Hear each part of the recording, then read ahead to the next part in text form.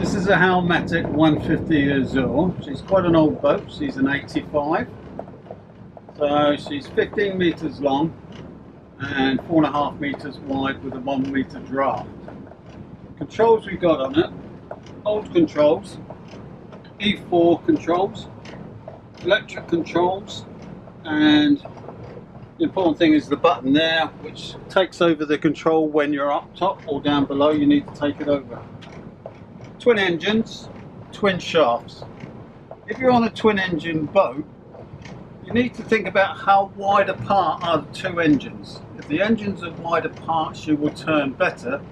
A lot of the smaller boats, twin engines, the engines are very close together, so it's almost impossible to do a turn on the engines. It's just something to think about. Engines are running. I need to check that it's in gear, so I've pushed the button and there are two green lights on the dash. I can then check that it goes in drive by just pushing it forward. Electronic controls, there's always a delay. Everybody expects it to do like a normal cable throttle, jump forward. It won't. So don't push the control anymore until it's gone in gear. So you can feel there's quite a delay on this, at least 1 second plus. So I checked both of those.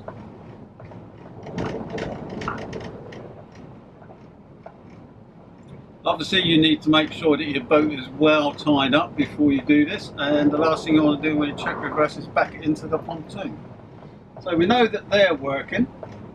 I've also got on the boat thrusters. Down below here we can only control it with the bow thruster. Up top you've got bow and stern thrusters. So that's quite easy to switch it on. And then just testing it, not just sound, make sure it moves the boat. Okay, then we can move upstairs. Okay, now we're up top. So the controls are very similar. We've pushed the button here to get the two green lights on, so you know you're in neutral up top. In other words, this control is now controlling it, not the one down below. Our bow thruster and stern thruster controls are switched on. So you're doing the same checks that you did below. You go in gear each one to make sure it works. And again, there's a delay on it. Obviously, there's a slight disadvantage because you're not stood on top of the engines almost, so you can't feel the engines go in gear so much. So you've got to rely on the boat.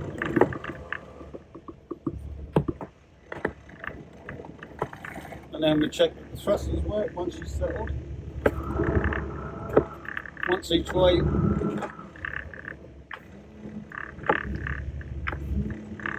And then it's really any other toys that you want switched on for whatever it is you're doing. Now before we move, two things you must consider. Whenever you're playing with boats, two things: wind and tide. How do we know what the wind is actually doing? Well, everybody normally goes, well, look at the tops of these boats, but they are way above us even on this side. If you look at the water, you can see that just in front of us there's no wind. Just over there, there's a patch of wind by looking at the water, and when we swing around and look behind us, you can see there's quite a bit of wind once we move away from the boats. We're now in a bit more open space, and we were talking about the wind. So if you turn and look out the aft end of the boat, you can see the wind's coming onto the back of the boat, which is the best way to hold station in these things, so you don't get blown sideways. And if you turn the bow into the wind, you will be pushed either port or starboard with the bow acting anyway. So here we're using the bow to act as a steadying sail. So we're going to do a few turns out here, the basics. So the first one is the simple one of using the engines alone. If we want to go round starboard, port engine forward, starboard engine in reverse. I'm not holding the controls like I would probably do on a smaller boat.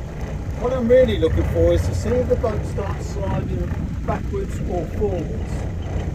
If she starts sliding backwards, the first thing I do is take the reverse engine out of gear, so the forward engine pulls it forwards.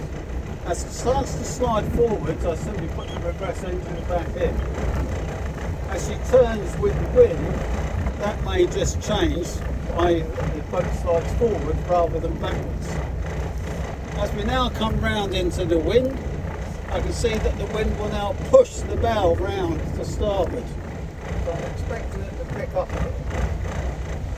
If I want to slow the motion down, it's a simple case of dropping each into neutral, and you can still see the boat is still coming around quite quick. So that's going round to starboard. I want to go round to port. Port engine in reverse, starboard engine into forward. And again, I'm watching to see how the boat reacts rather than worry about what the controls are doing. And again, we're looking for the sliding motion backwards and forwards. I can now see that I'm actually sliding backwards, so I'm going to take that into neutral to start with. Then I'm going to check to see when the boat starts sliding forward. So here we go. So now I'm just going to put that one back in reverse. Remember, there's this delay with the controls, with electric controls. So don't overpower it because nothing's happening.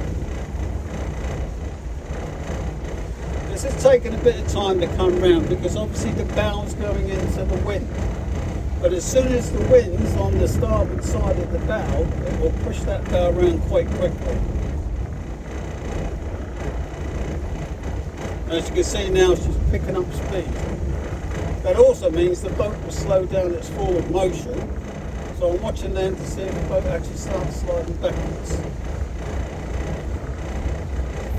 See how quick now the bow's coming round.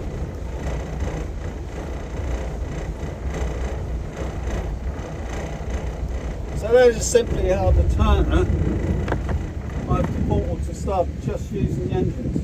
Those of you who have played with boats for a while know there are two turning points in a boat. The aft turning point and the forward turning point.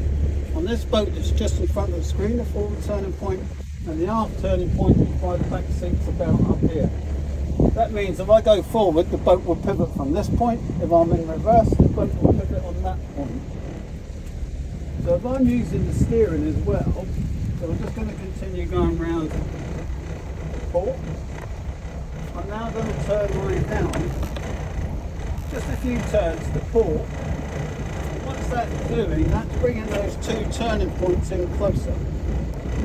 That helps you turn a tighter turn.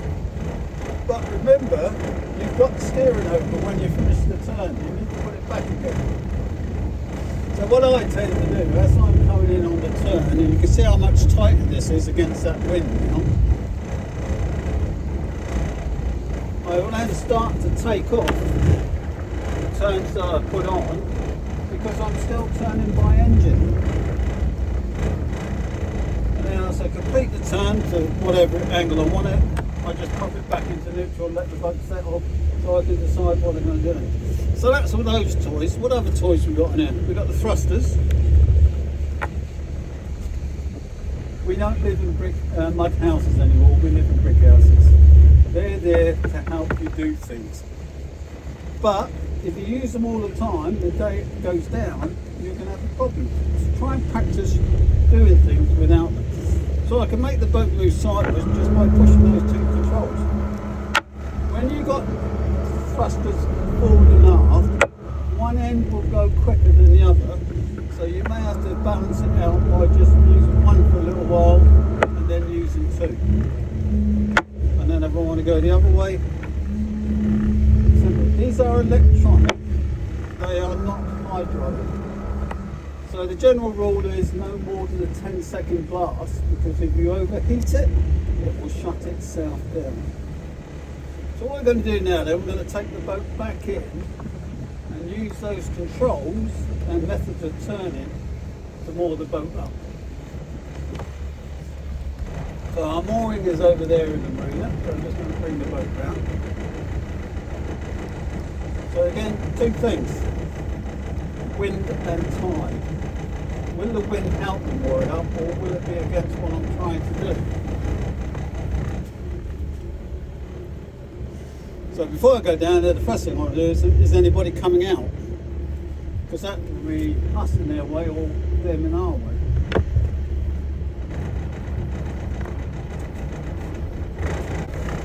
Now we are just in tickover, but you can see how fast we're going. So I don't want to do that when I'm down amongst the boats. I need to be going a lot slower.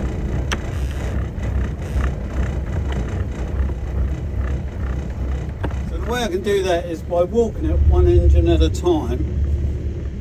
Quite large engine, we've got 700 horsepower in total on here, so I don't need to keep in gear for too long.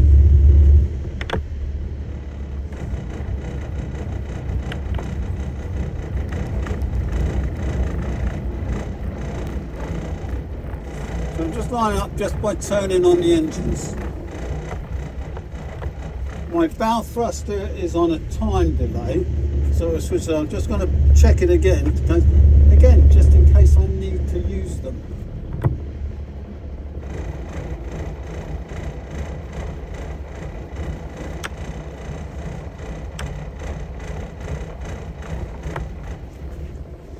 So as I'm coming in, I'm looking for where the dangers are. Where will this wind take me? Well, it's coming down from this side, so it's going to push me that way. So I've got to watch when I come in here that I don't go too close to the cruisers on the starboard side.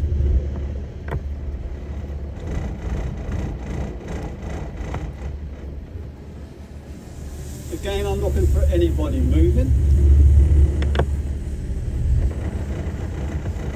We were talking about looking for wind on water earlier, so now I can see here we've got wind on the water, but as I look down the top of the marina there, I can see that there's hardly any wind at all, which is a blessing because it means it'll be easier.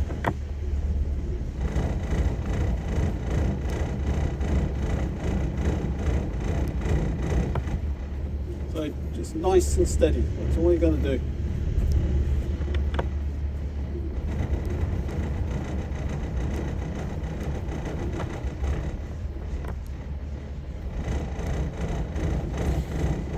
You may have noticed in the video that we haven't got our fenders out on our port side.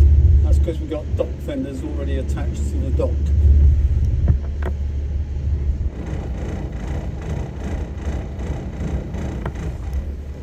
But again, you can see on the water that the wind drops. So what are my options? I need to turn the boat to starboard so I can back it in on the bottom pontoon. I've got the wind coming towards me. The wind does two things for me. It will either push me or I can use it as a brake, i.e. it will stop me.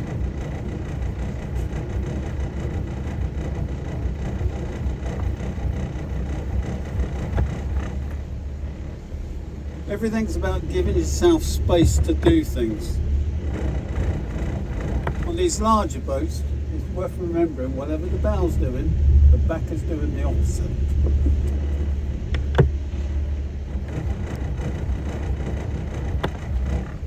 So here we are coming up to it, so I'm just letting the boat slow down to see if there's still any wind effect on it. The thrusters are on in case I need them.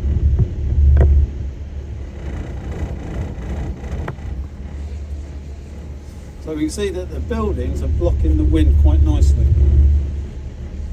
So we can see that's where I need to get into, over there. You can see our dock fenders there. So the plan is to turn the boat around to starboard like that and then back it in and park it up on the port side. So I'm just going to start a little turn.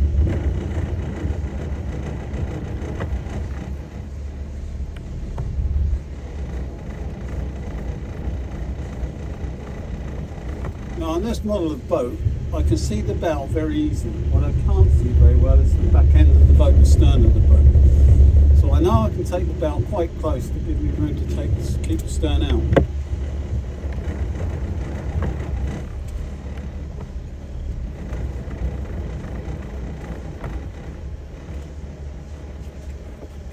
Things I need to look for are the davits to make sure they're going to clear any vessels behind me. But you can see just by taking it nice and slow, we've got a couple of metres each end of us.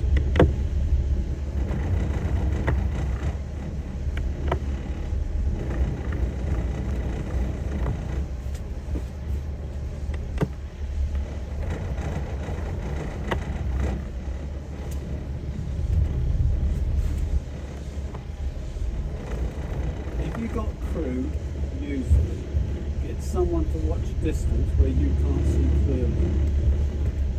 Now see that we're lining up with the dock. I'm just making sure I clear the pontoon on my starboard side. The wind's caught me now, so I'm going to use that. If I maintain this angle, slowly push me into place.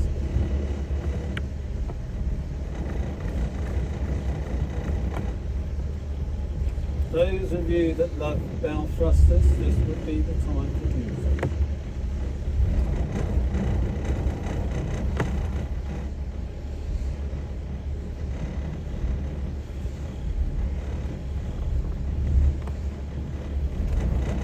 Very gently just touching it in.